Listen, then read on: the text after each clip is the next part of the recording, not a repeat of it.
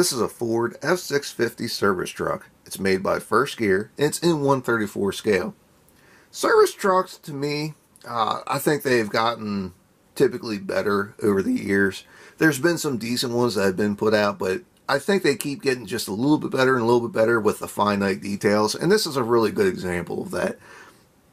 Now, there's better service trucks out there. There's, more expensive service trucks, and there's also cheaper service trucks. And this is your typical middle of the road service truck, mechanic's truck, whatever you want to call it. And I think First Gear really nailed it. There's a lot of little things that really make the difference to me. Just minute details that are there that just stand out. As far as the truck itself goes, it's really pretty nice. Like I said, it's a typical service truck because it's the medium duty Ford. These trucks aren't flashy. They're not great. I don't know if you call it a budget truck, because to be honest, these are getting pretty expensive. At one time, I think they were pretty affordable for just a medium duty truck. It's kind of like the bottom end of the medium duties, but Ford being Ford and the emissions being what it is, it's almost as expensive to get like a Peterbilt or a Kenworth or an International. So that's kind of interesting. But just like I said, it's the little things. The polished aluminum wheels stand out. The extra toolboxes bolted into the bed, yeah, that's cool to me. And then this, having the stack with the old flapper on it, that's awesome. This is very much a typical service truck to me. Now, as far as the truck itself goes, it's a 650. The hood does open up. This is the only thing I really don't like about it. The hood is kind of rinky-dink. It's kind of hard to see, but it opens up off that single point there, and it doesn't really keep it very rigid. And it also doesn't allow it to open up very much. So you can see into the motor. You get some pretty good motor detail in there. You can see the steering shaft, which is cool. Coming on the other side, you can see a couple other little bits and pieces. Now, I think that's a common 6.7 that's in there. Typically, these old 650s and 750s, you could get them with either the V10 from Ford, the gas engine, which I'm sure is probably terrible, or you could get the Cummins 6.7. Now, for the newer trucks, I think you can only get the 6.7 Power Stroke, and I think you can get the new 7.3 gas in these trucks. I haven't driven the 7.3 gas, but I've heard good things. I've also heard that you will never pass a gas station in your life, because that thing will just suck down fuel. But, you get what you pay for. I think that's certainly the case there. As far as the 6.7 goes, it's kind of funny because, you can ask, oh, what do you got in the service truck? Oh, it's a 6.7. Well, which 6.7? Is it a Power Stroke 6.7 or a Cummins 6.7? So it's kind of funny that what are the odds of having two very different motors from two very different manufacturers being exactly the same displacement. That's kind of interesting. As far as a 6.7 being in one of these trucks, I've never, well, let me clarify, the 6.7 Cummins, I've never thought it was great. I'm no mechanic. I don't really, I'm not the guy you call to turn wrenches. But, I have driven water trucks that are, 650s and 750s. And one time, we also, we had a fuel truck that was one of these. And you're not setting the world on fire by any means.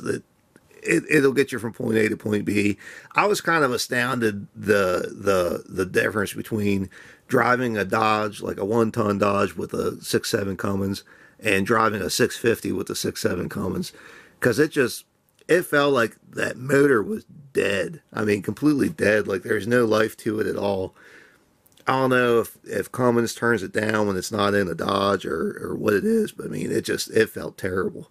Now, as far as the service body itself goes, I think it's fantastic. Like I said, I love that you got the extra toolboxes mounted on top. I love that you have the it's like a combination welder and air compressor and all that. Up there, you got nice toolboxes here. You even have the little green diesel filler cap. You got your stabilizers down here that don't come out, but that's okay. You got the vise on the back, which you gotta have. You have the air tank, and what I can only imagine is the hydraulic tank for the crane over there. You got the lights there. It's just really cool. Little teeny tiny tailgate. It's just a really nice service body. I mean, that's no other way to say it. So not only does the crane actually work, but it's really kind of cool. Now the rope is kind of goofy. It gets tangled super easily.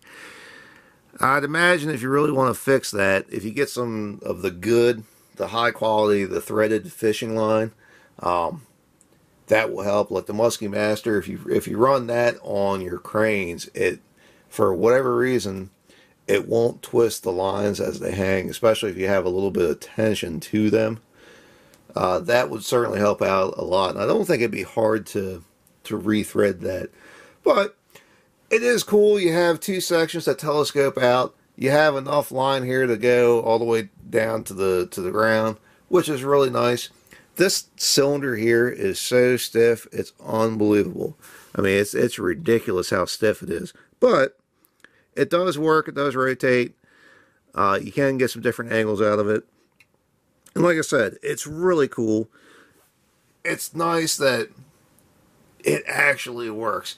It happens on a lot of other models where you have this really good looking service body, you have this cool crane, and then the crane just doesn't do anything. It's fixed in place. And it's always been kind of a letdown to me. Just because, you know, you get something cool, you want to be able to set it up and look like it's working on something. So this is really nice.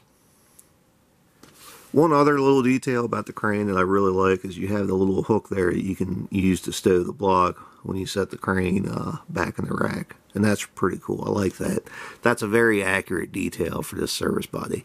Now, as far as the underneath goes, it's the same basic first gear, you know, detail.